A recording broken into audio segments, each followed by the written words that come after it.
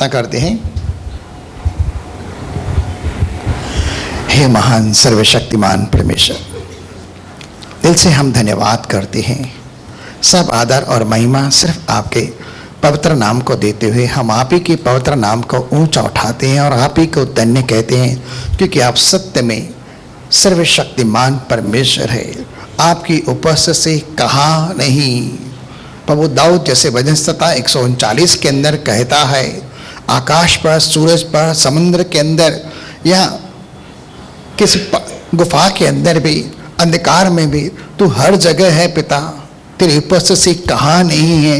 हम तुझसे कहाँ छिप सकते हैं, अपने पाप को कहाँ डाप सकते हैं, क्योंकि हमारा मन तो तेरे सामने खुला हुआ है और तेरे सामने सब कुछ बेपर्दा है और तू तो हमारे हृदय के विचारों तक को भी जानता है। हे पवित्र पिता, आज तेरे पवित्र आत्मा की बौछार, मसीह के लहू की बौछार हम सबको ऊपर उंडेल कर, हम सबको शुद्ध कर, क्षमा कर पिता। और यीशु मसीह के नाम से हमारी स्तुति, आराधना, धन्यवाद और जय की बेटों को आप स्वीकार करें पिता। स्तुति आराधना के द्वारा और जो कुछ प्रभु आज तेरे भवन के अंदर आया, दशवांश अर्पण और उठाने की बेटों के तौर, उन सबको बीच की नाई तेरे राज्य मिले। और तेरा राज्य एक ऐसा राज्य है जहाँ मनुष्य बोए बीज के तौर, प्रभु तू उस पर अनुग्रह की ओर बरसाकर उसकी बराबर ऐसे करे कि मनुष्य रात सोए और सुबह जमीन उसे आपो आप उगाकर फलवंत करे। और पिता, तेरा राज्य तो धार्मिकता का राज्य है, महिमा का राज्य है, पवित्रता का राज्य है और प्रभु हर प्रकार के अच्छे फलों से लदा हुआ है। तो प्रार्थना करते मसीह के नाम से तेरे लोगों के जीवन के अंदर ऐसे ही आशीष आए और सब पर ऐसा अनुग्रह हो, ताकि सब कुछ हर एक के पास हर समय बहुतायत से हो और किसी बात की कमी घटी न हो। हर तरह के निर्धनता का श्राप तोड़ दे, हर तरह की तंगी मंदी का श्राप तोड़ दे। जिन टिड्डियों ने पिता तेरे लोगों के धन को खाया है, जिनके कार्य व्यापार को बर्बाद किया, नुकसान किया है, प्रभु इन दिनों के अंदर दुगना लाभ तेरे द्वारा तेरे लोगों के जीवन के अंदर होने के लिए हम प्रार्थना करते हैं कि दुगनी आशीष तेरे द्वारा इन दिनों में तेरे लोगों को प्राप्त होने पाए और तेरे लोग उन्नति करते हुए, शोहरत प्राप्त करते हुए अत्यधिक धनाढ़ हो और तेरी महिमा के लिए धर्म के कामों के अंदर भी बढ़ते जाएं। और इस तरह से तो तेरे लोगों के विश्वास को जो तेरे नाम के प्रति प्रेम में है प्रभु वह बढ़ता जाए और परखा जाए। पिता धन्यवाद, आज की सारी महिमा तुझे देते हैं। मुझ पर भी तेरी ओर से अनुग्रह हो, तेरा अनुग्रह मेरे लिए पर्याप्त हो। मेरी निर्बलता व्यवस्था में तेरी सामर्थ प्रकट होने पाए। बोलने वाला मैं न रहूं, लेकिन पिता तेरी आत्मा इस मुख के साथ, इस मुख के द्वारा हमसे बातें करे और प्रभु तेरी प्रशंसा होने पाए। हम सब बातों के लिए तेरा धन्यवाद करते हैं और सारा आदर महिमा तुझे देते हैं, प्रभु यीशु मसीह के नाम से, आमीन। चलिए भाई, दिसंबर का महीना है और दिसंबर का महीना हम अक्सर बहुत जोरों शोरों से काम पे लग जाते हैं सुसमाचार की सेवा के लिए। कई घरों तक जाते हैं, कई बार हम पर्चियां बांटते हैं, कई बार घरों के अंदर जाकर कई लोगों को बताते हैं कि भाई क्रिसमस का महीना है, हम सब यीशु मसीह का जन्म मनाने जा रहे हैं, आप भी आओ। कई लोगों को हम आमंत्रित करते हैं, निकट प्रेमियों को हो, पड़ोसियों को हो, रिश्तेदारों को, दोस्त यारों को, कईयों आकर बुलाते हैं और उन्हें बताते हैं कि यह महीना जो है मसीह के जन्म का महीना है, इसलिए आओ हम कलीसिया में आकर प्रभु यीशु मसीह की महिमा को सुने, उसके सुसमाचार को सुने, उसकी सामर्थ को सुने, उसके आचरण कर्मों के ऊपर ध्यान देने पाए। और यह मसीह है, यह प्रभु, हम इस बात की गवाही देते रहते हैं। और यह समय, जिस समय के अंदर हम चल रहे हैं, सत्य में अंतिम समय है और जितने लोगों को आप बचा सकते हैं, जितनी आत्माओं का उद्धार आप प्राप्त कर सकते हैं, जिसका प्रतिफल आपको मिलने के लिए जा रहा है, आप बचा सकते हैं, क्योंकि समय बहुत कम किया गया है और यह समय अनुग्रह का समय चल रहा है। जितना आप बचा सकते हैं बचा सकते हैं, लेकिन एक दिन ऐसा आएगा, बाइबल में लिखा, एक रात ऐसी आने वाली है जिसके अंदर कोई कुछ नहीं कर पाएगा। तो हमें दिन ही दिन को काम करना है। अब अनुग्रह का समय है, अब दिन का समय है और हम दिन की संतान, इसलिए हमें दिन के समान चलते हुए काम करना है और आत्मा को जीतते हुए आगे बढ़ना है। और मैं आमंत्रित करता हूं, आप यहाँ जो बैठे हैं, आपके आजू बाजू में ऐसे भाई बहन हैं जो कुछ समय से नहीं आ रहे हैं। क्या आपको पता है, कोई जान सकता है कि आजू बाजू में ऐसा कोई है जो नहीं आ रहा है कुछ समय से, 2-3 महीने से, 4-6 महीने से, 8-10 महीने से, साल से, 1.5 साल से या कुछ भी? आप उन्हें जाकर बोल सकते हैं, कलीसिया के अंदर आइए, सब बात की नाराजगी छोड़िए, परमेश्वर की उपस्थिति के अंदर आइए और परमेश्वर की उपस्थिति के अंदर आकर आप यीशु मसीह को देखिए, क्योंकि वह विश्वास का देने वाला और सिद्ध बनाने वाला है, किसी मनुष्य के कारण नहीं, लेकिन परमेश्वर को देखते हुए आप उसके पास आइए, क्योंकि वही क्षमा देता है, वही उद्धार करता है और वही जीवन देता है। आप उसे देखकर उसके पास आए, बाकी सब बातों को छोड़ दें। अगर आपकी प्रार्थना का उत्तर नहीं मिला, कोई टेंशन नहीं, आपकी समस्या का समाधान नहीं हुआ, कोई टेंशन नहीं, आपके जीवन के अंदर परमेश्वर अद्भुत कार्य करेगा। आप परमेश्वर के पास आइए, क्योंकि वो आपको बुला रहा है आपके बोझों को उठाने के लिए, मत्ती 11:28 के निमित्त, और आपके जीवन में शांति आनंद देगा, क्योंकि वो आपसे प्यार करता है और आपको याद करता है, आपको नाम लेकर बुलाता है, और उसने आपको याद किया है। आपकी जरूरत है परमेश्वर को। याद है ना, यरूशलेम में प्रवेश करने के समय उसे एक किसकी जरूरत थी भाई? किसकी जरूरत थी यरूशलेम जाने के समय? गधे के बच्चे की जरूरत थी करके, ठीक है। उसने कहा भाई मुझे इसका प्रयोजन है, मैं आपके बारे में नहीं कह रहा हूं, लेकिन उसके बारे में मुझे उसका प्रयोजन है और मैं इसे वापस लौटा कर दूंगा, ठीक है। तो प्रभु यीशु मसीह हमें बुलाता है, हमें चुनता है, हमें परिवर्तित करता है और संसार की सब बुराइयों से हमें आजाद करता है। और पवित्र शास्त्र है, मत्ती की पुस्तक 2 अध्याय के अंदर लिखा है। चलिए हम आ रहे हैं, आज शब्द को पूरा करते हैं। मत्ती 2 उसका 15, मत्ती 2 उसका 15। और हेरोदेस के मरने तक वही रहा, इसलिए कि वह वचन जो प्रभु ने भविष्यवक्ता के द्वारा कहा था कि मैंने अपने पुत्र को मिस्र से बुलाया, पूरा हो। हाँ, क्या लिखा है? मैंने अपने पुत्र को मिस्र से बुलाया, ठीक है। अब मिस्र क्या है, पुत्र क्या है, पुत्री क्या है, हम देखने जा रहे हैं। और आज का शब्द ही सुसमाचार के ऊपर आधार है। और सुसमाचार क्या है? विश्वास करने वालों के लिए उद्धार के निमित्त परमेश्वर की सामर्थ है। जो विश्वास करते हैं, यह सुसमाचार उनके लिए परमेश्वर की ताकत है। उद्धार किसके नाम में है भाई? सिर्फ प्रभु यीशु मसीह के नाम में। क्या किसी और के द्वारा उद्धार है? नहीं है। परमेश्वर आपको पुत्र और पुत्री जानकर आपसे विवाह करता है और आपको इस मिस्र से, अर्थात इस वर्तमान बड़े संसार से, जहां दुनिया भर की बुराई है, गंदगी है, शैतान का साम्राज्य है, वहां से आपको बाहर निकलने के लिए बुला रहा है। चलिए यहां सबसे पहले हम चल रहे हैं मत्ती की पुस्तक 2 अध्याय, उसके 1 वचन से हम पढ़ रहे हैं। हेरोदेस राजा के दिनों में, हाँ, जब यहूदिया के बैतलहम में यीशु का जन्म हुआ। हाँ, यहाँ पर यीशु मसीह का जन्म हो रहा है। कहाँ हो रहा है भाई? यहूदिया के बैतलहम में। सब लोग बोलेंगे बैतलहम। और बैतलहम का मतलब रोटी का घर, ठीक है, जहां बहुत खाना है। और कहाँ खाना है भाई? परमेश्वर के घर में ही है। वचन का खाना है, क्योंकि वचन पर जो है परमेश्वर का, वो हमारी आत्मिक रोटी है। और जब हम परमेश्वर के भवन में आते हैं तो आप बैतलहम के अंदर आते हैं, और जब आप बैतलहम के अंदर आते हैं तो आपको वचन की रोटी दी जाती है। यहूदिया के बैतलहम में प्रभु यीशु मसीह का जन्म हुआ। और अभी अभी यीशु मसीह का जन्म कहाँ हुआ है? बैतलहम के अंदर हुआ है। और वहां का राजा, जो यहूदिया का राजा है, वह कौन है? राजा हेरोदेस। सब लोग बोलेंगे राजा हेरोदेस, ठीक है। राजा अपने महल के अंदर है। आगे तो देखो पूर्व से कई ज्योतिषी यरूशलेम में आकर पूछने लगे, हाँ, कि यहूदियों का राजा जिसका जन्म हुआ है कहाँ है? ठीक है। अब समझने की बात है, सोचने की बात है, ध्यान धरने की बात है। अच्छे से पढ़ेंगे एक एक शब्द को ऊपर, तो थोड़ा हम इसका वर्गीकरण कर पाएंगे, ठीक है। हम लोग अक्सर किसी पिक्चर के अंदर यहाँ कभी बात करते करते बोल जाते हैं, कितने ज्योतिषी आए थे? लिखा है कि यहाँ 3, लिखा है कई यानी बहुत, ठीक है। और बहुत को अगर मैं बोलूं तो पता नहीं, 3 तो नहीं, एटलीस्ट बहुत, मतलब 3 होते तो बोल जाएगा फ्यू, 2 और 3 को बोलते हैं फ्यू, लेकिन लिखा है कई का मतलब बहुत। और हम लोग बोले 3 ज्योतिषी आए थे। भाई 3 ज्योतिषी नहीं आए थे, बहुत सारे ज्योतिषी आए थे। इंग्लिश के अंदर इन्हीं ज्योतिषियों को कहा गया है वाइज मैन, ठीक है। और वाइज मैन का मतलब बुद्धिमान लोग, ठीक है, बुद्धिमान लोग।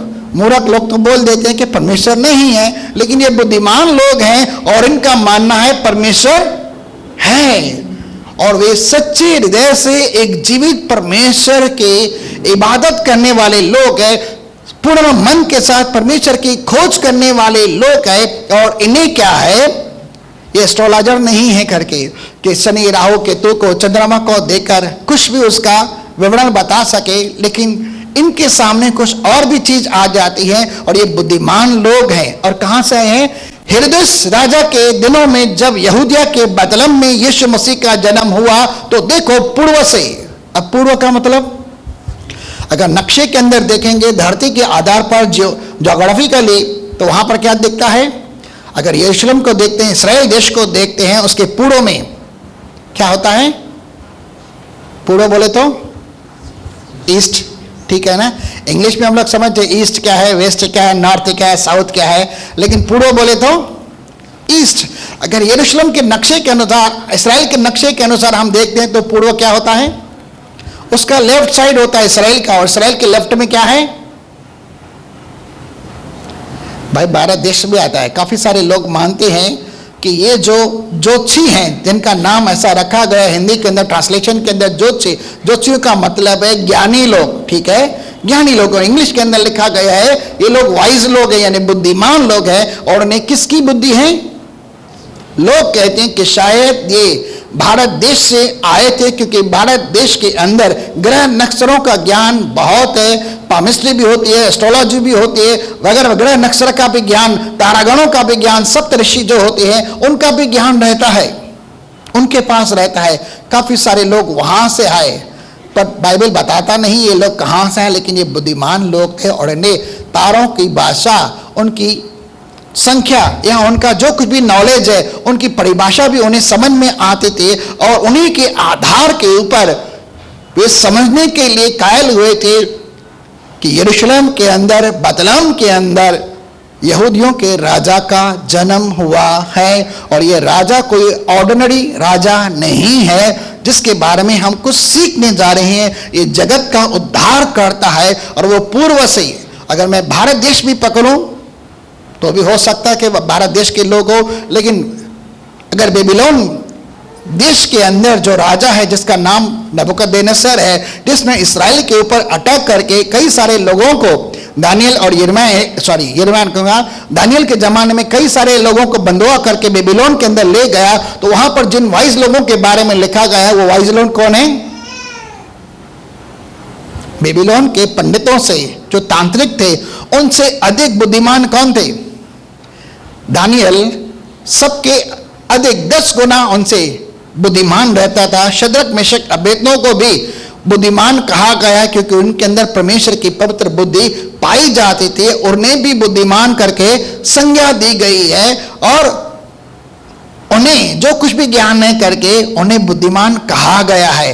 हो सकता है कि वो लोग वहां से आए हो, क्योंकि यह भी पूर्व में है, पता नहीं है। लेकिन अगर दानियल के जमाने में देखें, शद्रक मेशक अबेदनगो के जमाने के अंदर देखें, तो उन्हें भी बहुत सारा ज्ञान है। 10 गुना वहां के लोगों से जो बेबीलोन के अंदर है, उन्हें भी ज्ञान है। और वो तो समय की रूपरेखा करके बताता है, जैसे कि दानियल 9 अध्याय के अंदर बताए, समय के पूरे होने का विस्तार ऐसे लिखा गया है कि जब ऐसा होगा वैसा होगा, तो उसे भी ज्ञान है। हो सकता है उसी के पथ के पीछे चलते हुए वे यहूदी ही हो जो वहां से निकाले गए और बेबीलोन के अंदर पहुंचाए गए, और उनके बाद उन्हें वह बुद्धि दी गई हो। लेकिन और भी कुछ बातें हैं जिनके बारे में आज हम समझने की कोशिश करते हैं। क्या वह बेबीलोन से आए या किसी और देश से आए हैं या भारत देश से आए हैं, कहां से आए पता नहीं है, लेकिन वो कौन है, बुद्धिमान लोग हैं, और उन्हें तारों की भाषा समझ आती है, पढ़ने आती है। ठीक है, फिर से पढ़ते हैं। हेरोदेस राजा के दिनों में हाँ। जब यहूदिया के बैतलहम में यीशु का जन्म हुआ, यीशु मसीह का जन्म यहूदिया के बैतलहम में हुआ। हम इसकी कहानी को अच्छे से जानते हैं और आने वाले दिनों में हम और भी सुसमाचार को सुनने जा रहे हैं अलग अलग तरीके से। तो देखो पूर्व से कई ज्योतिषी, पूर्व से कई सारे बुद्धिमान लोग यरूशलेम में आकर पूछने लगे। अब देखना समझना थोड़ी देर के लिए, भारत देश इसराइल से कितना दूर है। यहां बेबीलोन अगर पूछे, अगर थोड़ी देर के लिए पकड़ते हैं, तो इसराइल देश से कितना दूर है। आज के ज़माने में तो भाई 4-5 घंटे के अंदर हम लोग पहुंच सकते हैं, ठीक है, इसराइल देश के अंदर बाय फ्लाइट हम जा सकते हैं। लेकिन आज से 2000 साल पहले वहाँ से यात्राएं करके यरूशलेम के अंदर आना, चाहे वह भारत हो चाहे बेबीलोन हो, वहाँ तक जाने के लिए बहुत समय लगता है। और इन जोशियों को जब उन्होंने आकाश के अंदर तारे को देखा और उस तारे की परिभाषा पकड़कर समझ लिया कि बदलम के अंदर, यरूशलेम के अंदर, यहूदिया में, इसराइल यहूदी जाति के लोगों के अंदर दुनिया का राजा अर्थात मसीहा पैदा हुआ है, तो उसे प्रणाम करने के लिए वो वहां से निकले हैं और वहां पर आए हैं। और इस बीच उन्हें कितना समय लगा है? बोलिए 2 साल। आप बोलेंगे पास्टर जी आप ऐसा कैसे कर रहे हैं? मैं आपको साबित करके बताता हूँ।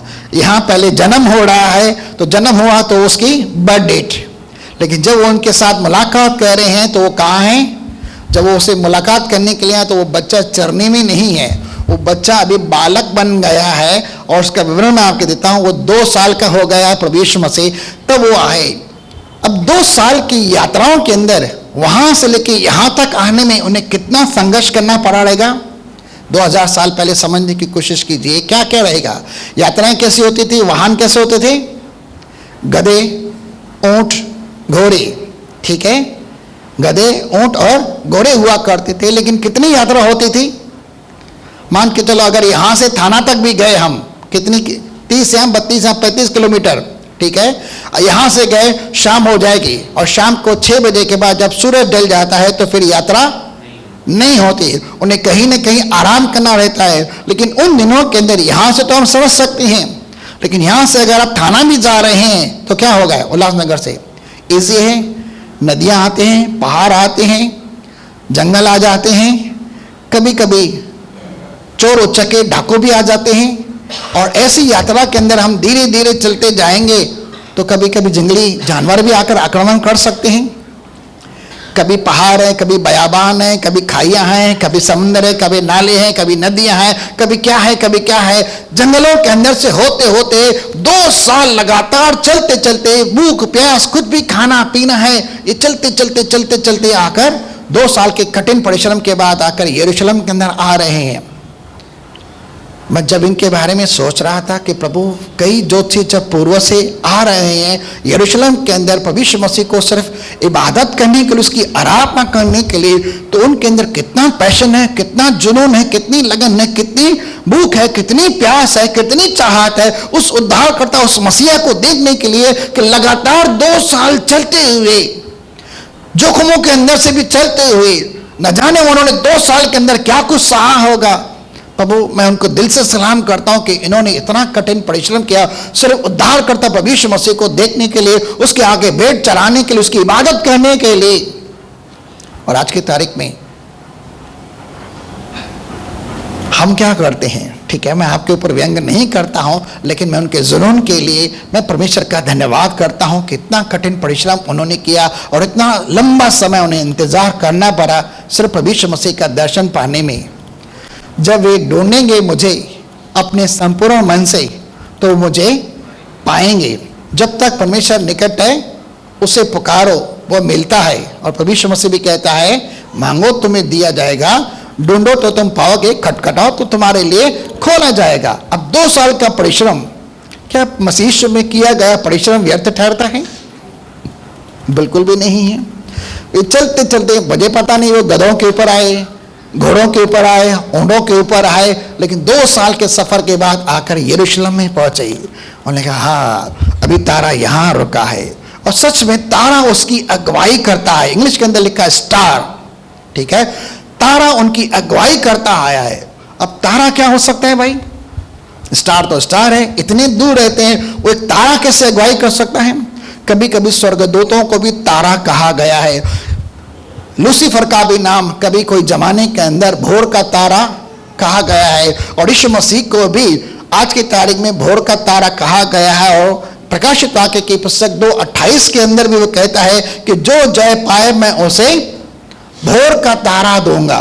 अगर पढ़ना चाहे तो पढ़ सकते हैं, जो जय पाए मैं उसे भोर का तारा दूंगा और एक श्वेत पत्थर दूंगा जिसके ऊपर उसका नाम लिखा रहेगा और जानने न पाएगा कोई कि उसके ऊपर क्या नाम लिखा हुआ है। तो भोर का तारा जब सुबह होती है और भोर भोर के समय जब सुबह हो रही है, अभी सुबह हो ही नहीं है लेकिन भोर हुई है और सूरज उगने के ऊपर होता है, तो कैसा होता है? अंधकार तो भाग जाता है, उसकी किरणों के द्वारा हमें ज्ञात हो जाता है कि रोशनी होने वाली है, सुबह होने वाली है, अब अंधकार पूरी तरह से मिट जाएगा, हम अपने काम धंधे के ऊपर जा पाएंगे। तारा उनकी अगुवाई करते करते आगे आगे चल रहा है। अब आप समझ सकते हैं तारा कैसे होगा?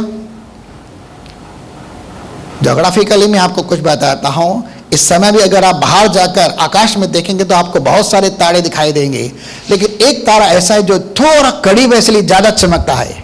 उस तारे का नाम क्या है भाई? हाँ, वही एक पता है, बाकी सब पता नहीं है किसका नाम क्या है। क्या नाम है भाई? ध्रुव तारा बोलते हैं ना उसको, हिंदी में हम लोग उसको ध्रुव तारा बोलते हैं। और जब ध्रुव तारे को देखते हैं तो कैसा पता लगता है? हमें सिर्फ इतना पता लगता है कि ये उत्तर है, ठीक है, ये नॉर्थ पोल है, ठीक है।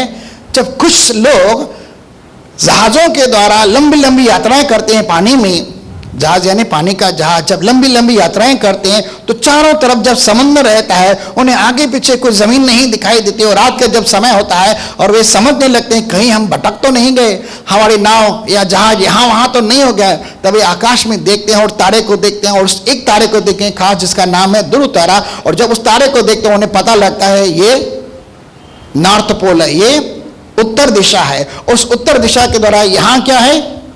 पश्चिम में, यहाँ क्या है? पूर्व है, और पीछे क्या है?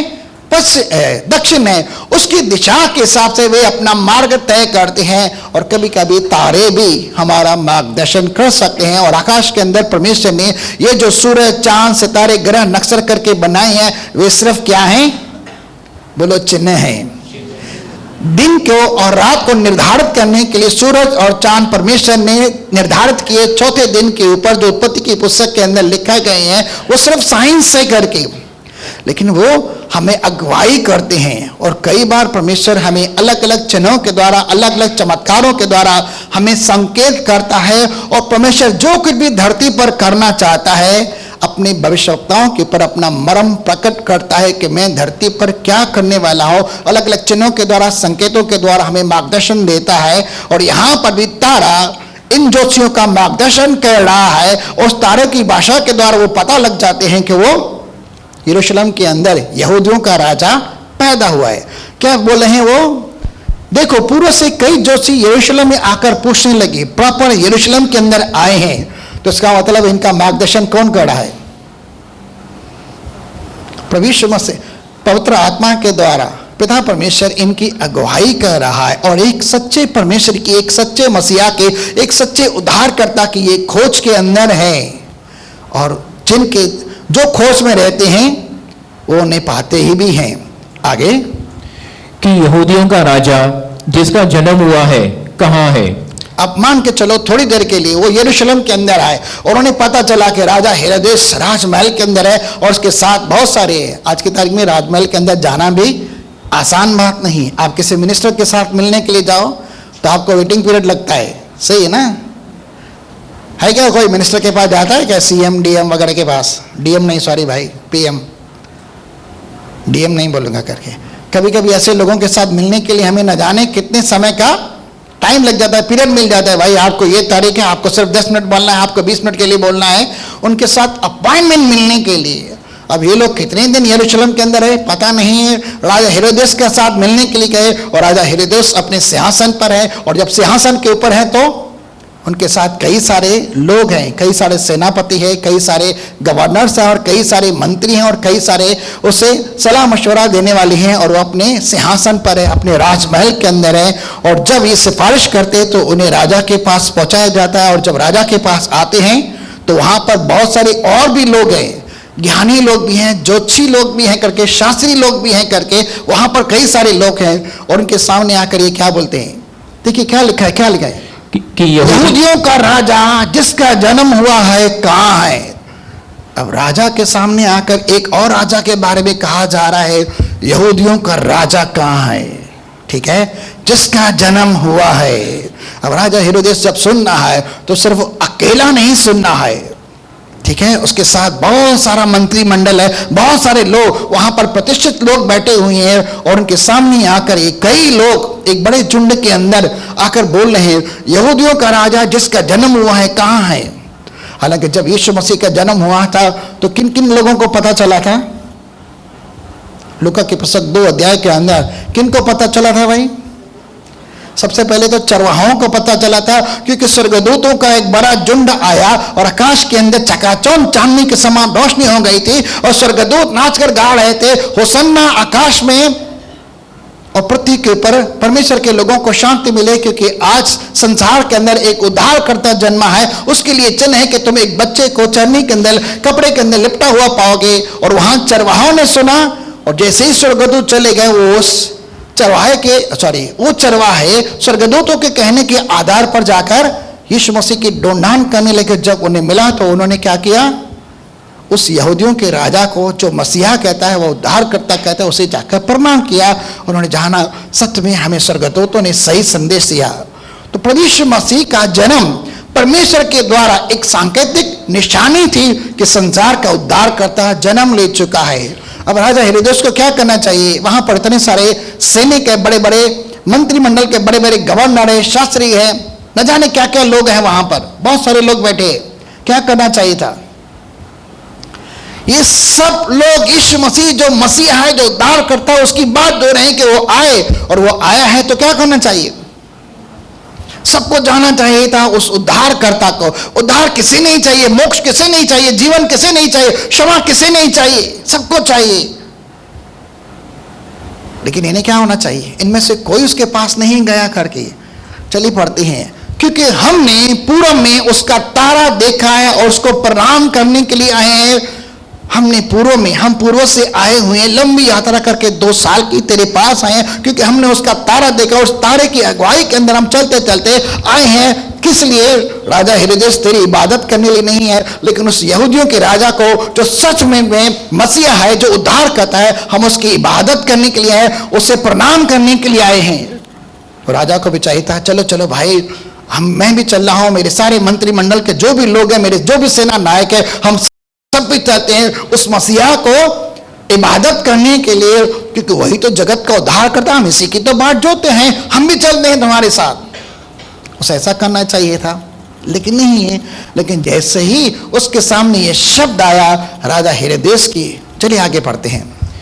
यह सुनकर हेरोदेस राजा और उसके साथ सारा यरूशलेम, वहां पर जितने सारे लोग बैठे हैं, सारा यरूशलेम, ये सारी अफवाहें, ये सारी बातें पूरे यरूशलेम के अंदर फैल जाती हैं कि यहूदियों का राजा जन्मा है, मसीहा अर्थात उद्धारकर्ता का जन्म हो चुका है। लेकिन कोई नहीं जानता कहां, बैतलहम के अंदर कहां, क्योंकि सिर्फ चरवाहों को संदेशा दिया गया है। यूसुफ और मरियम को पता ही क्या है, क्योंकि मरियम के सामने जो जो बातें हो रही थी वो सब अपने मन के अंदर रखते जा रहे थे। अगर बाइबल को पढ़ेंगे तो लिखा है सब मन के अंदर रखते जा रही थी। ठीक है, आगे। सारा यरूशलेम घबरा गया। अरे खुश होना चाहिए ना, खुश होना चाहिए ना, उद्धार करता है, मसीहा आया है। घबरा गया, क्यों?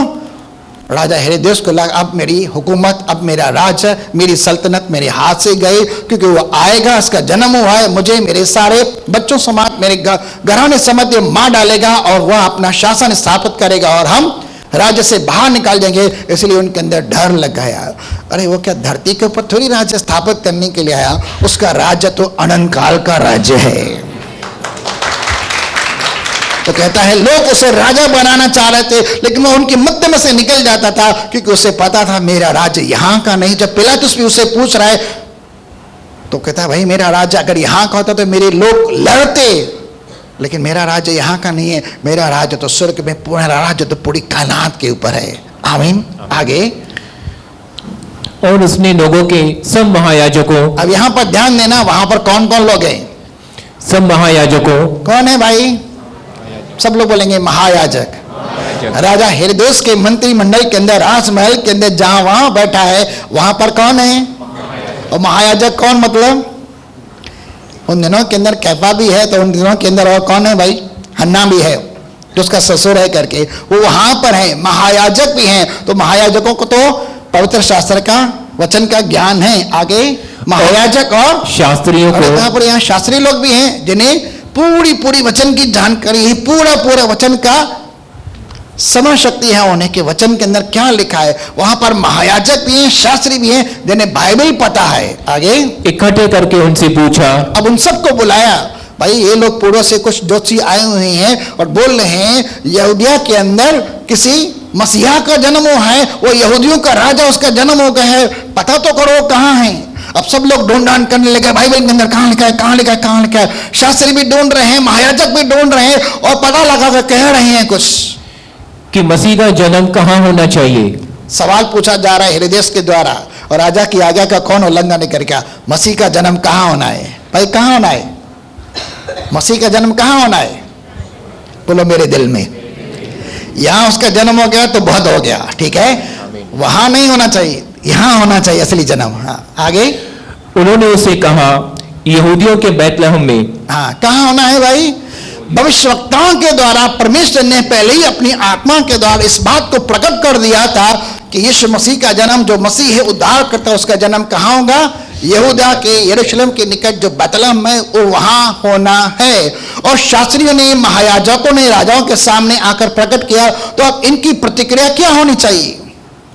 महायाजक किसकी पूजा करते हैं, शास्त्री और ये लोग किसकी ढूंढान करते हैं, किसका ज्ञान रखते हैं, उद्धारकर्ता मसीहा की बात जो रहे हैं और यहोवा परमेश्वर की खोज में उसकी इबादत कर रहे हैं और इसी की बात जो रहे थे। इन्हें तो खुश होना चाहिए, लेकिन क्या हो गया, ये घबरा गए।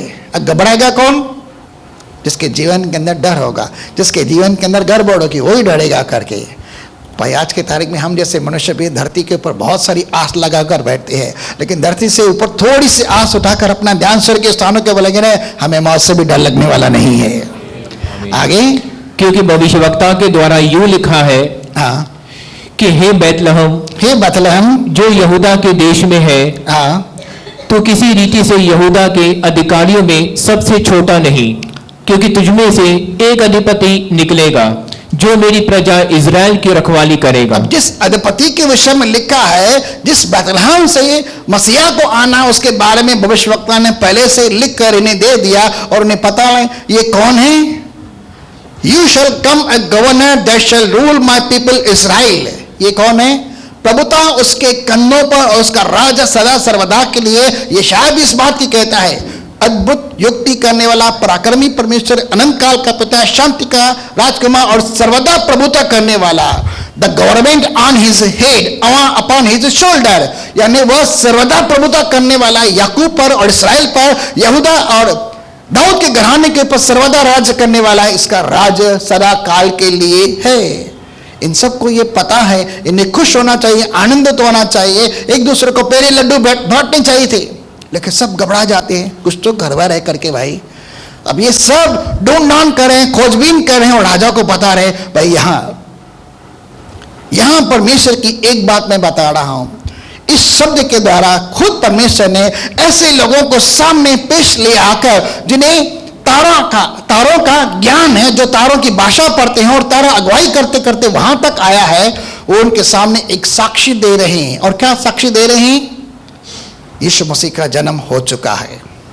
ठीक है, यीशु मसीह का जन्म हो चुका है, वो आकर गवाही दे रहे हैं। आप और मैं कौन है, जब पवित्र आत्मा आएगा तब तुम यहूदिया, यरूशलेम, सामरी, दुनिया के शोर तक तुम मेरे क्या होगे, गवाह ठहरोगे। ठीक है, किसके द्वारा हम गवाही देते हैं, पवित्र आत्मा के सामर्थ के द्वारा हम गवाही देते हैं। और किसकी गवाही देती हैं, यीशु मसीह प्रभु है, वो उद्धार करता है, वो मसीह है, वो हमसे प्रेम करता है। इस बात की सीधी सीधी गवाही राजा हेरोदेस उसके सारे याजकों के सामने आ गए कि उद्धार करता जन्मा है। हालांकि उन्हें खुश होना चाहिए। आज की तारीख में अगर हमारे दिल के अंदर खुश जन्म लेता है यीशु मसीह, हम बहुत आनंदित होते। प्रभु आपने इस शरीर को अपना आत्मा का मंदिर बनाकर स्वयं हमारे अंदर आपने आकर निवास किया है, हमारे मध्य में आकर डेरा किया अपने वचन के अनुसार। हम खुश हैं, ये उपस्थिति हमसे कभी अलग ना होने दे। राजा भजन संहिता 51 के अंदर दाऊद कहता है, तेरी उपस्थिति से मुझे अलग न कर, न तेरी पवित्र आत्मा को मुझसे दूर कर, मुझे सदा अपनी उपस्थिति के अंदर बनाए रख। और मूसा भी यही कह रहा है कि हे परमेश्वर, हे परमेश्वर, मेरा नाम तेरे चित्त के अंदर सदा बसा रहे और तेरे अनुग्रह की और कृपा की दृष्टि सदैव मुझ पर बनी रहे। ठीक है। और परमेश्वर क्या कहता है, हाँ मूसा, मैंने तेरी प्रार्थना को सुना है, तेरा नाम मेरे चित्त में बसा हुआ है। ठीक है।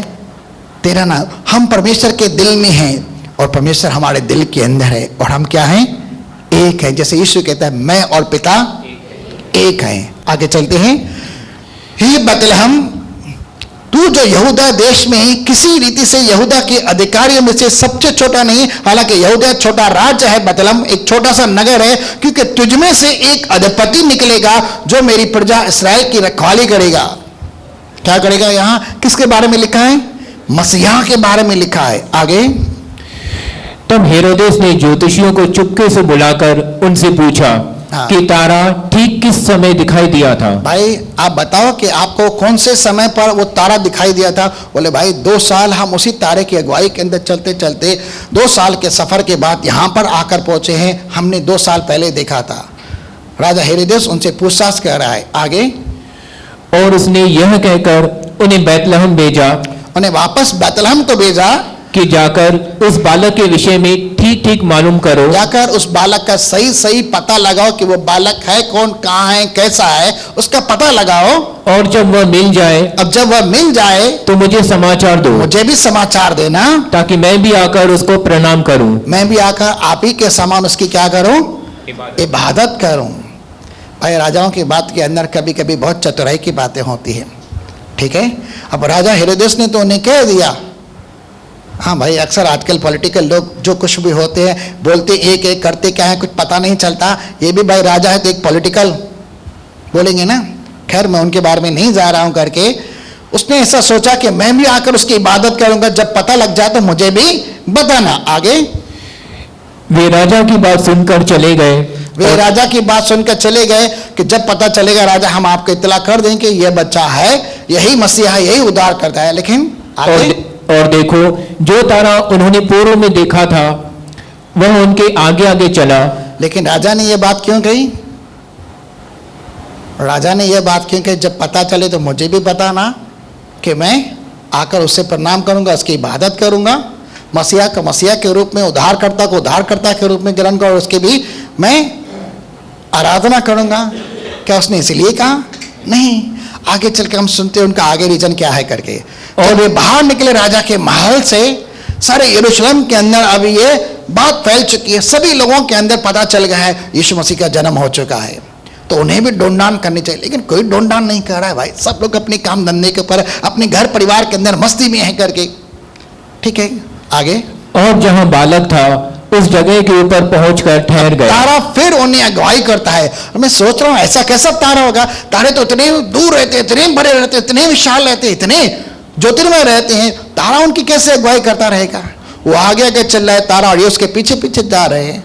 मुझे लगा शायद कोई स्वर्गदूत होगा जो तारे के रूप में होगा, या कोई परमेश्वर की आत्मा के द्वारा कोई ऐसी ज्योति रहेगी जो उनकी अगुवाई करती रहेगी। लेकिन बाइबल के अंदर लिखा तारा, तो हम लोग उससे तारा ही बोलते हैं। वो तारा उनके आगे आगे चले। याद करना भाई, ये कोई ग्रह नक्षत्र नहीं है, शनि राहु केतु नहीं है, उनके चक्कर में कभी पढ़ना भी नहीं करके ये इंसान की हालत खराब कर देते हैं करके भाई, परेशान कर देते हैं। इनके लिए इनके चक्कर में मत पड़ना। ठीक है। आगे, वे राजा की बात सुनकर चले और देखो जो तारा उन्होंने पूर्व में देखा था वो उनके आगे आगे चला। तारा भी चल रहा है और उसके पीछे पीछे। अब ये तारा कैसे? जैसे इस्राएल के लोग जंगल के अंदर चल रहे थे तो क्या होता था? दिन को क्या होता था, रात को क्या होता था? कौन चलता था उनके आगे?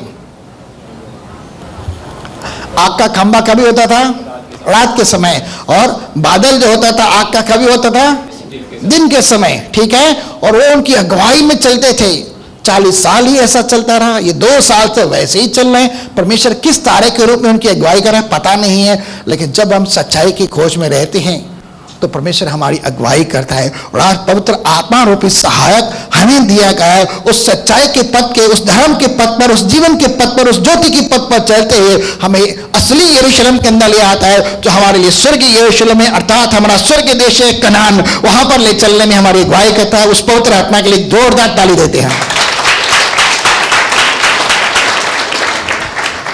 आगे, उस तारे को देखकर वे अति आनंदित हुए। वो तारा आकर एक जगह के ऊपर ठहर गया, उसे देखकर वे खुश हो गए, हमारी यात्रा पूरी हुई करके, और वो उस घर के अंदर आते हैं। कहाँ आते हैं?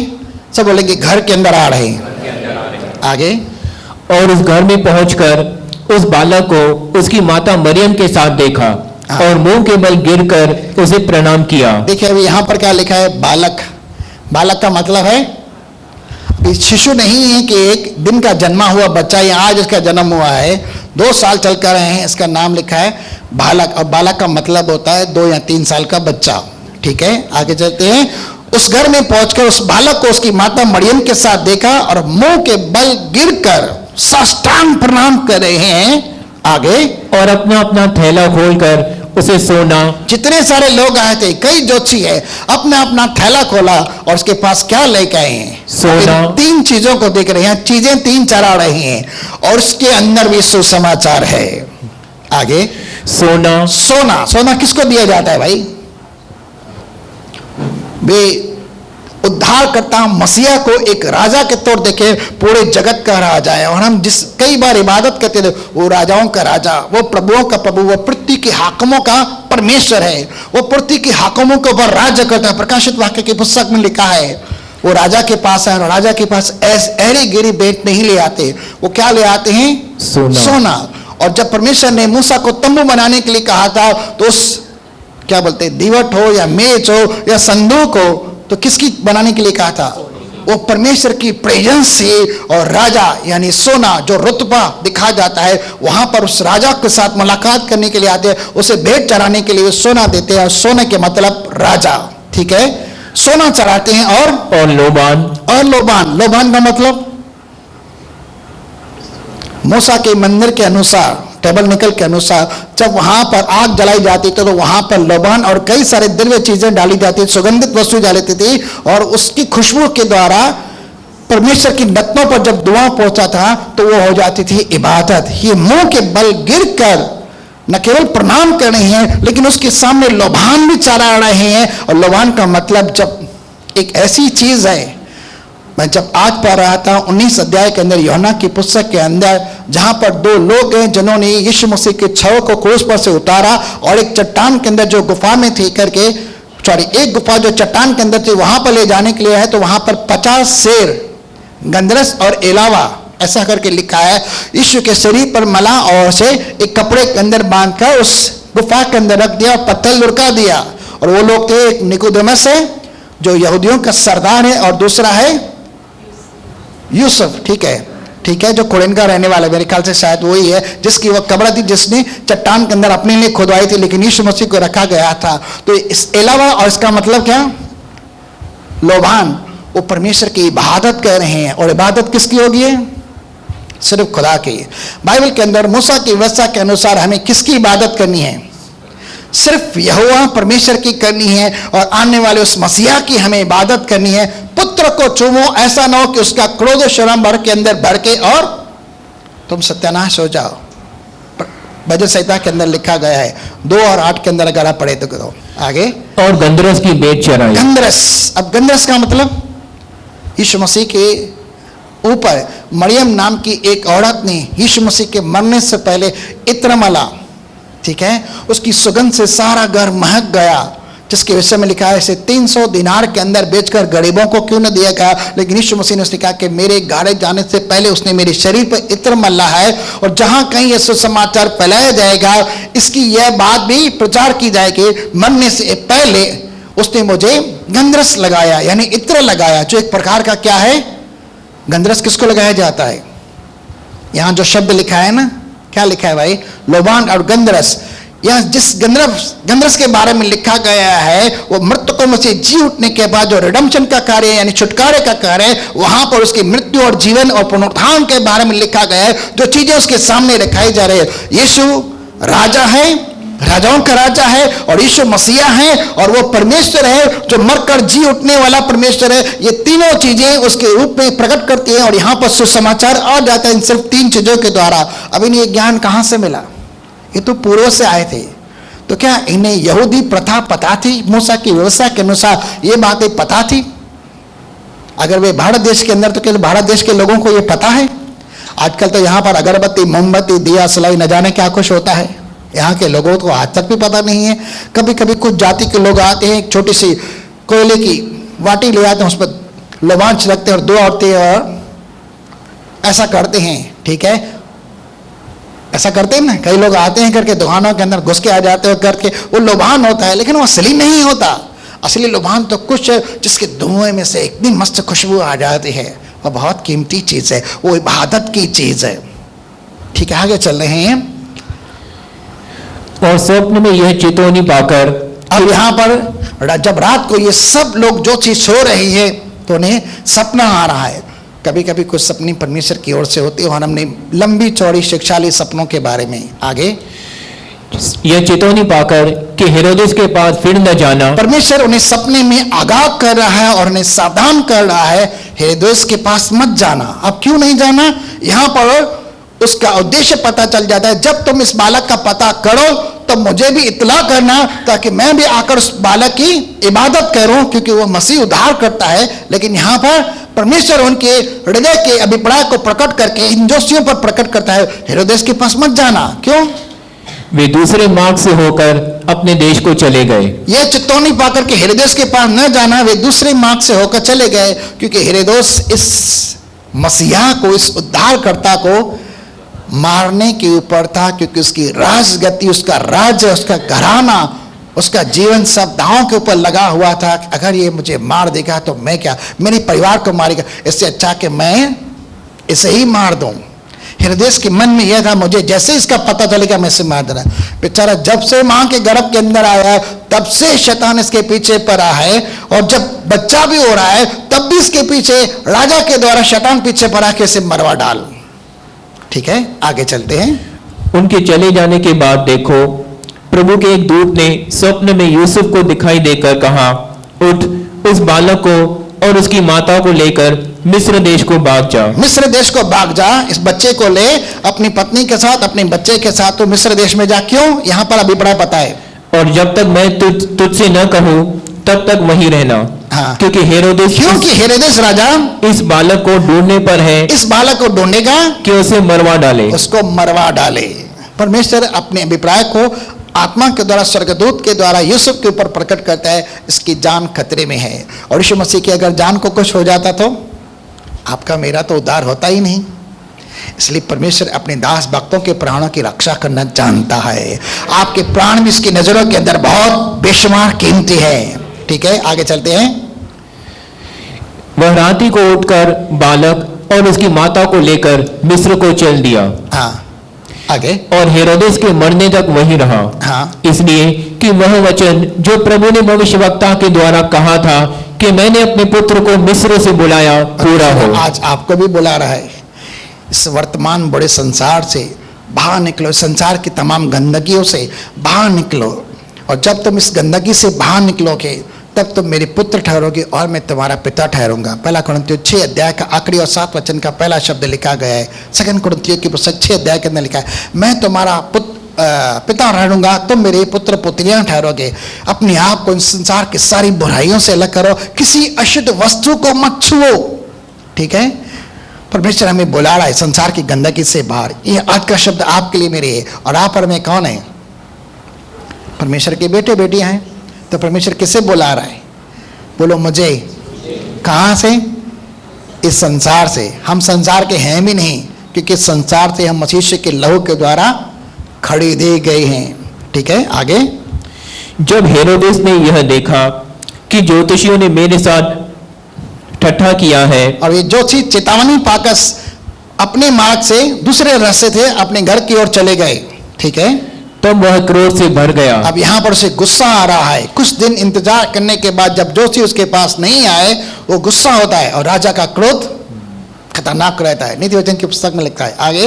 और लोगों को बेचकर ज्योतिषियों से ठीक ठीक पूछे हुए समय के अनुसार बैतलहम और उसके आसपास के सब लड़कों को, बैतलहम के अंदर लेकिन आसपास के नगरों के अंदर अपने सैनिकों को भेज रहा है। सब लड़कों को जो 2 वर्ष के। देखिए अब कहते हैं, यहां पर पता चलता है कि यीशु मसीह की उम्र कितनी है? जो 2 बरस के हैं, या छोटे या थोड़े बड़े हैं, या उससे छोटे थे, मरवा डाला। उन सबको क्या करे? मर, अभी राजा हेरोदेस को पता ही नहीं है कि मसीहा कौन है। ये भी हो सकता है, ये भी हो सकता है, वो भी हो सकता है, इसलिए क्या कर सबका सफाया कर डालो, सब बच्चों को मार डालो। ठीक है, 2 बरस की आसपास के जितने सारे बच्चे यहूदिया और उसके एरिया के अंदर आसपास के नगरों के अंदर थे, राजा हेरोदेस ने उन सारे 2 साल के बच्चों को अपनी सेना बेचकर मरवा डाला, ताकि उसका अभिप्राय पूरा हो और उसका राज्य उसके हाथ से न जाए, उसका परिवार नष्ट न होने पाए। इसलिए उसने मसीहा को मारने के लिए सारे बच्चों का ही कत्लेआम करा डाला। और ये यिर्मयाह ने 31 अध्याय के 15वें शब्द के अंदर लिखा है। ठीक है, यिर्मयाह 31, और वहां पर जो शब्द लिखा है वो वहां से ही शब्द लिया गया है। तब जो वचन यिर्मयाह भविष्यवक्ता के द्वारा कहा गया था कि वह पूरा हो कि रामा में एक करुणा नाद सुनाई दिया, रोना और बड़ा विलाप। राहेल अर्थात याकूब की पत्नी, याकूब के 12 बच्चे हैं और याकूब के घराने के अनुसार ही 12 गोत्र हैं और याकूब को इस्राएल नाम दिया गया, इसलिए आज इस्राएल का नाम इस्राएल है, क्योंकि परमेश्वर ने उसका नाम याकूब में से बदलकर इस्राएल कहा। राहेल यानी एक माता, यहूदी जाति की जो माता है राहेल, उसका उपनाम यहाँ पर घोषित करते कहता है, एक माँ अपने बच्चों के लिए, 12 बच्चों के लिए, अपने गोत्रों के लिए रो रही है, विलाप कर रही है। यह भी कहता है, सुन रामा नगर में विलाप और बिलक बिलक कर रोने का शब्द सुनने में आता है। राहेल अपने लड़कों के लिए रो रही है। यानी उन बच्चों की जितनी सारी माताएं थी, अपने बच्चों को, अपने बेटों को राजा के द्वारा मरने के ऊपर रो रही थी। आगे, और अपने लड़कों के कारण शांत नहीं होती, क्योंकि वे जाते रहे। वे सब मारे गए थे, इसलिए वो शांत नहीं होना चाह सकती। वे विलाप कर रही थी, रो रही थी, अपनी छाती पीट रही थी। राजा ने सब बच्चों को मार डाला। ठीक है, आगे चलते फटाफट। यह यूं कहता है, रोने पीटने और आंसू बहाने से रुक जा। आज का शब्द आपके लिए, रोने और पीटने से और आंसू बहाने से रुक जा। रुक जा, ये शब्द आज आपके लिए। क्योंकि कौन रो रहा है भाई, कौन पीट रहा है और कौन विलाप कर रहा है? आपके रोने पीटने और विलाप के दिन समाप्त हुए। परमेश्वर कह रहा है, मैं नहीं कह रहा हूं। ठीक है, मैं आपको सिर्फ उसका अनुवाद बता रहा हूं। क्योंकि तेरे परिश्रम का फल मिलने वाला है। आपने मसीह में जो कुछ भी सेवा की है, परमेश्वर आपको आज इसका प्रतिफल देने जा रहा है। हाँ, आगे चलते वापस मत्ती की पुस्तक 2 अध्याय में 19 से पढ़ते हैं। मैं पूरा कर रहा हूं, मेरा समय भी पूरा हुआ है।